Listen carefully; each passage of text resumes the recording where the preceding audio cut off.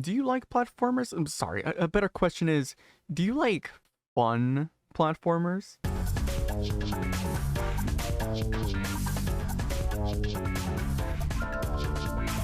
With Steam's Next Fest finally over, and with me taking my sweet ass time to make this video, I wanted to highlight 3 indie platformers that I got a chance to play during Steam's Next Fest, with these games ranging from quirky and fun to downright insane.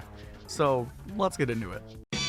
Anton Blast is a 2D platforming game that wears its Wario Land and Pizza Tower inspiration proudly, coming out the gate blasting, with loud colors, loud explosions, and loud, well, yelling. But in Anton Blast, you play as, well, Anton, running and blowing through levels to take down the devil himself. As of the current demo, there are only 2 levels available, but they're surprisingly fun. While the first few minutes of the first level acts as an introduction to the game's controls and mechanics, it still leaves more than enough time for the player to actually enjoy the game and not feel like they're playing an extended tutorial. The only gripe I have with this game is that when things get chaotic, they get very chaotic, which isn't really a fault of the game since it's kind of what you sign up for. But I guess the best thing I can really say is that if you're like me and get overstimulated very easily by this type of games, then this game might be a skip for you. Mainframes is a puzzle platformer that could use some work. While the game is great and well polished, I feel like the demo could have done better in terms of getting the player's attention. Right from the start, Mainframes throws you into its gameplay and doesn't really do much explaining, with the first few levels giving off the vibe of a fuck around and find out type game, which is great until after a few minutes in, the developers quite literally stop what you're doing in order to throw you further ahead into the game.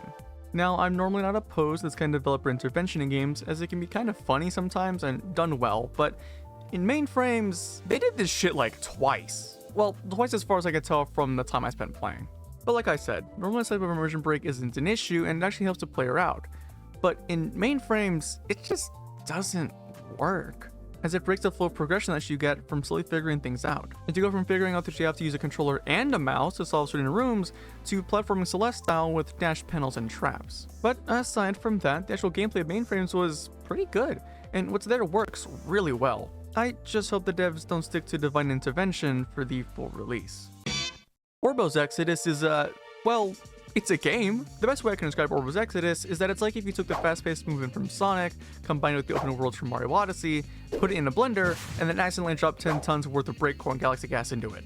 Okay, look, I know that analogy sounds weird, but listen, it's insanely accurate. Orbo's Exodus is a game that is insanely fun to play, with an open world that makes no sense and is just constantly having fun, and a character moveset that is both fun and funny to break.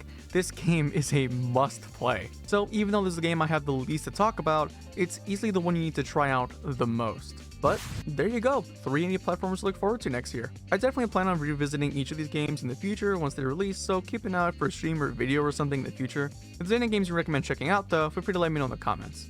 But subscribe if you enjoyed the video, and I'll see you in the next one. Bye!